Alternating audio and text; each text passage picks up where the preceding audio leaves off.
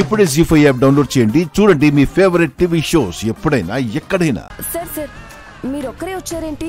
సుధాకర్ ఎక్కడా? ఇంకెక్కడ సుధాకర్ అమ్మా? ఇందాకే మా వాళ్ళు తీసుకెళ్లారు కదా. వెళ్ళిపోయాడా? ఎలా? అక్కడ అంబులెన్స్ ఉంది కదా, అందులోనే తీసుకుని వెళ్తున్నారు.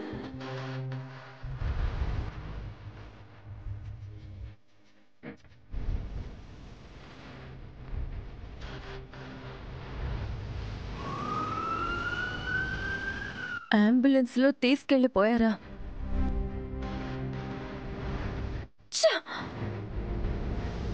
మా మావయ్య గారికి సంబంధించిన న్యూస్ కానీ క్లిప్పింగ్స్ కానీ నీ ఛానల్లో నువ్వెలా వేస్తావో నేను చూస్తాను.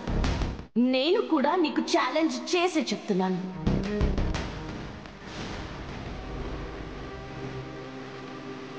నీ కళ్ళు ముందు నుంచే తీసుకెళ్తామని ఛాలెంజ్ చేశాం. మళ్ళీ నీ కళ్ళ ముందు నుంచే తీసుకెళ్ళా. అయినా నువ్వేమీ చేయలేకపోయావు దివ్యాంక. ఇదంతా మోసం, దగా, కుట్ర. నీకు ఇన్ఫర్మేషన్ కూడా ఇచ్చావు, నువ్వే దాన్ని నమ్మలేదు. సుధాకర్ గారిని అంబులెన్స్లో తీసుకుని వెళ్తున్నారు, అది మా తప్పు ఎలా అవుతుంది?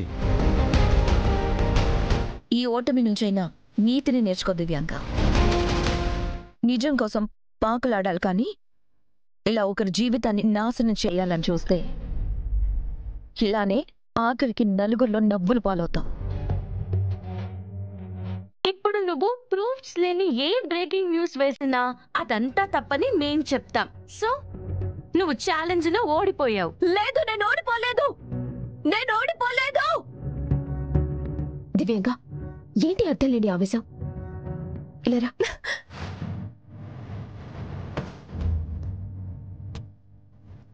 అమ్మే, వాళ్ళ మీద తర్వాత గెలవచ్చు, మళ్ళీ తర్వాత సంబరపడొచ్చు గానే ముందు ఆసుపత్రికి పోదాం పదండి.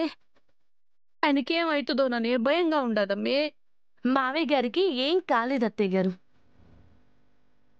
ఆయనకి కళ్ళు తిరగలేదు, అదంతా ఒక నాటకం.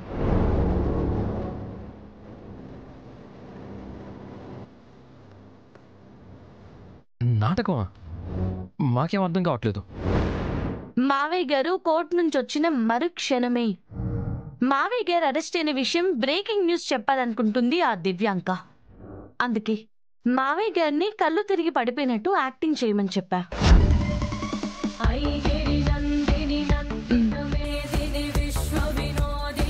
మేడం, వెళ్ళు. సరే మేడం.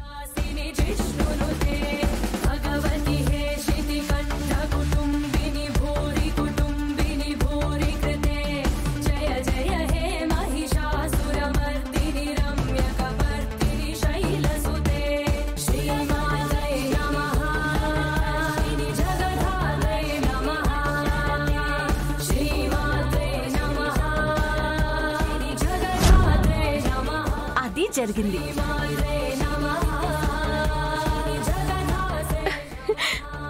నువ్వు సూపర్ వదినా. అసలు ఏమన్నా ప్లాన్ వేసావా? నువ్వు గ్రేట్.